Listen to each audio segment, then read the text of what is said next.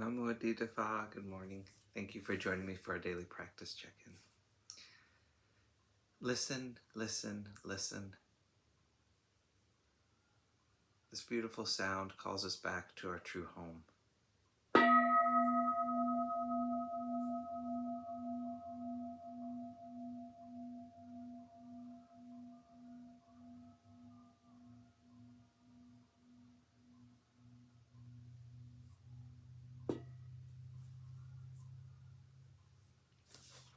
The second mindfulness training. Aware of the suffering caused by exploitation, social injustice, stealing, and oppression, I vow to cultivate loving kindness and learn ways to work for the well-being of people, animals, plants, and minerals. I will practice generosity by sharing my time, energy, and material resources with those who are in real need. I'm determined not to steal and not to possess anything that should belong to others. I will respect the property of others, but I will prevent others from profiting from human suffering or the suffering of other species on earth.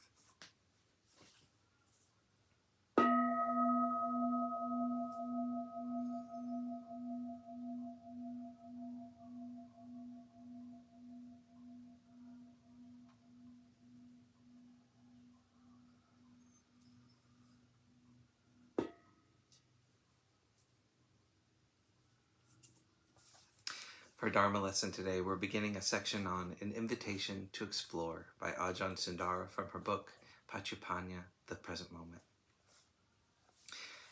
Many of you know that the goal of the Buddhist path is to reach Nibbana, but Nibbana is not actually a world or a realm or a state. It is absence, the absence of greed, hatred, and delusion. It is often referred to as the cooling down of the mind. How can we conceive the absence of something? We can't. How can we imagine Nibbana? Instead of seeking to describe it, the Buddha pointed to what we know. One thing we know is suffering.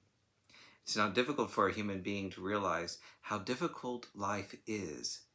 We have to toil and work to be able to eat, to keep warm, to have a home, to make and keep our friends, and to deal with the people we don't really want in our lives anymore, such as parents with whom we maybe don't get on, to develop relationships that may be wonderful or disastrous.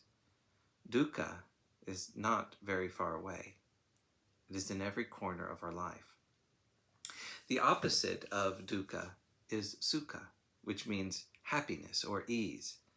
There is suffering, but there is also happiness. Both are essential aspects of human experience.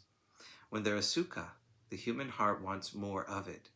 During meditation, you notice the mind is peaceful and blissful for a few minutes, and there's an immediate tendency, if the mind is untrained, to assume that this state should last. But of course, it doesn't. Why is my happy, blissful moment of meditation turning into an awful memory of my last relationship or job or whatever? I was blissed out of my mind, and suddenly up came an awful memory of when I was a child and my mother screamed at me. These memories leave traces, marks in our hearts and minds. Sometimes when a memory is extreme, it constitutes a trauma. Sometimes it is just called painful memory. Sukha and dukkha work together. The more we run away from dukkha, the more we want sukha. The more we want sukha, the more dukkha pops its head up. It's like a pendulum. The mind is like a pendulum.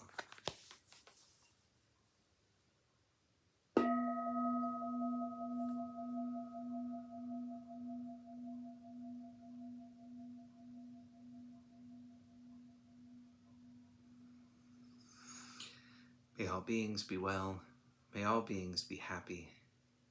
May all beings be peaceful. Sadhu, sadhu, sadhu.